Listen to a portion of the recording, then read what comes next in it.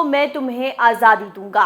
ये बोल थे उस नेता के जिससे पूरा देश अपना नेता मानता था। ये नारा था उस सैनिक का जिसे देशवासी नेताजी कहते थे और उनका नाम था सुभाष चंद्र बोस। नमस्कार, मैं हूं आपके साथ सोनाली और आप देख रहे हैं आजादी के अमृत महोत्सव पर हमारी स्पेशल रिपोर्ट। आजादी की 75वीं वर्षगांठ पर आज हम आपको सुनाएंगे नेताजी सुभाष चंद्र बोस से जुड़े एक दिलचस्प किस्से कि कैसे नेताजी गुलाम भारत में अपनी सरकार बनाई और बतौर प्रधानमंत्री ब्लेयर पहुंचकर झंडा फहराया। तो चलिए शुरू करते हैं। ये कहानी शुरू होती है साल 7 सितंबर 1940 को। कलकत्ता के प्रेसिडेंसी जेल में सुभाष चंद्र बोस कैद थे। उन्हें 2 जुलाई 1940 को देशद्रोह के आरोप में गिरफ्तार किया था। 29 नवंबर को बोस ने जेल में भूख हड़ताल शुरू की। धीरे धीरे उनकी तबीयत बिगड़ने लगी। बंगाल के गवर्नर जॉन हर्बर्ट को लगा कि अब सुभाष को उनके घर भेज देना चाहिए।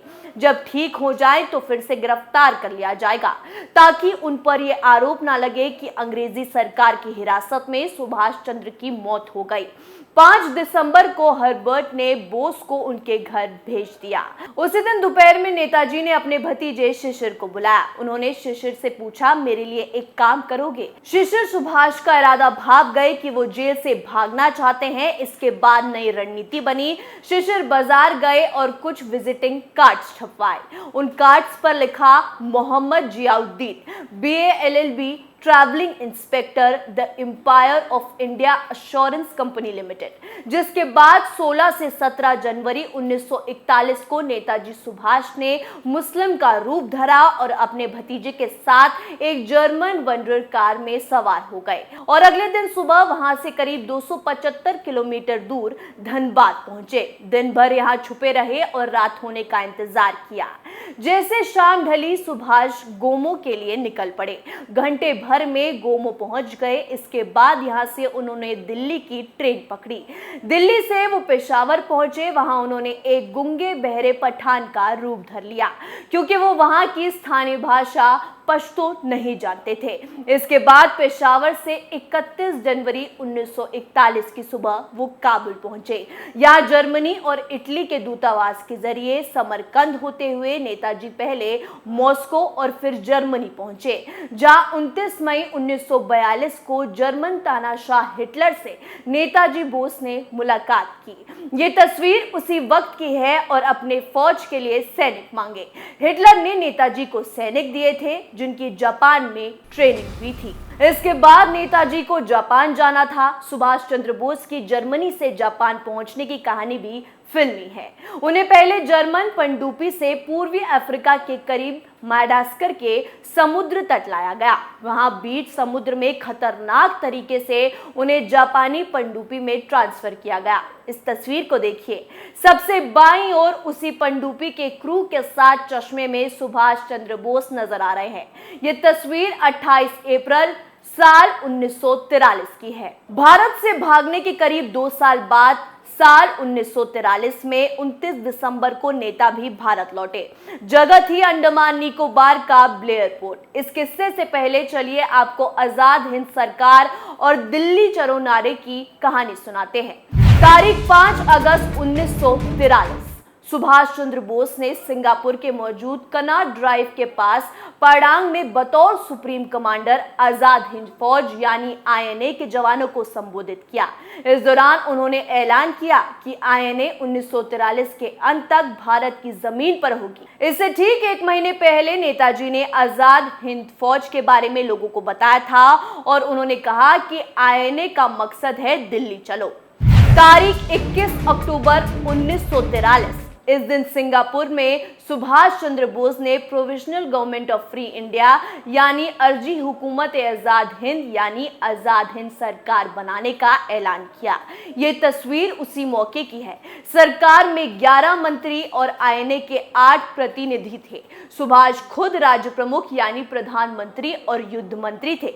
इस सरकार को उस वक्त Japan, Germany, Italy, Croatia, Burma, Thailand, Philippines, Manchuria और चीन ने मान्यता दे दी। तारीख 6 नवंबर 1943। इस दिन टोक्यो में ग्रेटर ईस्ट एशिया यानी जापानी प्रभाव वाले देशों की कॉन्फ्रेंस के आखिरी दिन जापान के पीएम हिदेकी टोजो ने अंडमान निकोबार को आजाद हिंद सरकार के हवाले करने का ऐलान किया। जापान ने 1942 में ब्रिटेन से ये द्वीप जीते थे। ये तस्वीर उसी कॉन्फ्रेंस की है जिसके ठीक बीच में है जापान के पीएम और सबसे दाईं ओर है सुभाष चंद्र बोस। तारीख 30 दिसंबर 1943, 29 दिसंबर 1943 को पोर्ट ब्लेयर के हवाई पट्टी पर जापानी सेना का एक विमान उतरा। विमान से आजाद हिंद सरकार के राष्ट्र प्रमुख और प्रधानमंत्री Netaji Subhas Chandra Bose, secretary with minister rank Anand Mohan Sahay, ADC captain Rawat और बोस के डॉक्टर कर्नल डीएस राजू उतरते हैं, जिनको अंडमान में आजाद हिंद सरकार के governor major general Orkut Dorai स्वामी लोगानड और पोर्ट ब्लेयर के जापानी एडमिरल ने उन्हें रिसीव किया। ये तस्वीर ठीक उसी समय की है और इसके अगले दिन यानी 30 दिसंबर को बोस ने पोर्ट ब्लेयर के जिमखाना ग्राउंड में अपना राष्ट्रीय ध्वज फहराया। इस तरह उन्होंने 1943 के अंत तक भारत की भूमि पर आईएनए को पहुंचाने का अपना वादा पूरा कर दिया। ये तस्वीर उनके ठीक झंडा फहराने के बाद की है। इतिहासकार बताते हैं कि जब नेताजी ब्लेयर पहुंचे तो वहां वंदे मातरम और भारत माता की जय का नारा चारों तरफ गूंज रहा था। चारों तरफ उत्साह का माहौल था। सांस्कृतिक कार्यक्रम हो रहे थे। इंडियन इंडिपेंडेंस लीग की ओर से 10,000 रुपए और वहां की महिलाओं की तरफ से 5,000 रुपए और जेवरात नेताजी को जंग के लिए भेंट के रूप में मिले थे। यहां से नेताजी सेल्यूलर जेल गए, लेकिन जापानी सैनिकों ने बड़ी चालाकी से उन्हें सिर्फ खाली सलाखें दिखाई। वे उन क्रांतिकारियों को नहीं देख पाए जिन्हें जापानियों ने बंदी बनाकर तरह तरह के जुल्म किए थे। इतिहासकार बताते हैं कि IIL के पूर्व अध्यक्ष दीवान सिंह और उनके साथियों को जापानी सैनिकों ने तब तक प्रताड़ित किया जब तक उनकी जान नहीं निकल गई। नेताजी के इस किस्से के बारे में तो आपने जान लिया। अब चलिए हम आपको नेताजी और उनकी सरकार से जुड़ी कुछ और जानकारी देते हैं। इस तस्वीर को देखिए और यह आजाद हिंद सरकार का झंडा है। इसी झंडे को नेताजी ने 30 दिसंबर 1943 को अंडमान में फहराया था। आपने आजाद हिंद सरकार का झंडा तो देख लिया, अब हम आपको नेताजी की फौज यानी आजाद हिंद फौज का झंडा भी दिखा देते हैं। इस झंडे को देखिए जिसमें 3 रंग हैं, केसरिया, सफेद और हरा, और बीच में एक बाघ दिखाई दे रहा है। ये झंडा आजाद हिंद फौज का है। आपको बता दें कि 1942 में आजाद हिंद फौज की स्थापना रास बिहारी बोस ने सिंगापुर में की थी और अगस्त 1943 में उन्होंने इसकी कमान नेताजी को सौंप दी थी। अब एक सवाल का जवाब दीजिए कि आखिर एक सरकार चलाने के लिए, एक देश चलाने के लिए क्या चीज सबसे ज्यादा जरूरी होती है? जरा सोचिए, दिमाग पर जोर डालिए।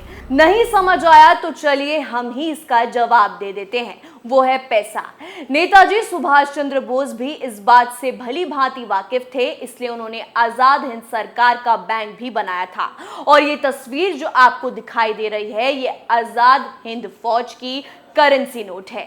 इंडिया इंडिपेंडेंस एक्ट पर साइन करने वाले विलिंगटन रिचर्ड इटली ने खुद 1956 में भारत दौरे के दौरान एक बात कही थी कि उन्होंने आजाद हिंद फौज और नेताजी के डर के कारण भारत को आजादी दी। नरम दल से ब्रिटिश सरकार को कोई फर्क नहीं पड़ता था, इसलिए कहना गलत नहीं होगा कि नेताजी की आजादी दिलाने में सबसे अहम भूमिका थी, जिसके बलिदान के कारण, जिनकी मेहनत के कारण भारत आज अपनी आजादी की 75वीं वर्षगांठ और अमृत महोत्सव मना रहा है।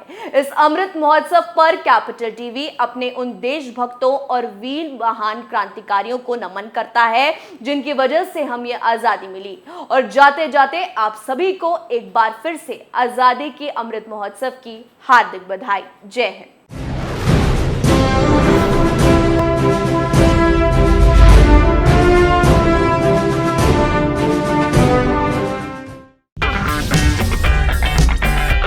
अगर आपको हमारा वीडियो पसंद आया हो तो इसे लाइक करें, हमारे चैनल को सब्सक्राइब करें और हाँ, बेल आइकन दबाना ना भूलें ताकि आप तक हमारे वीडियो की नोटिफिकेशन पहुंचती रहे।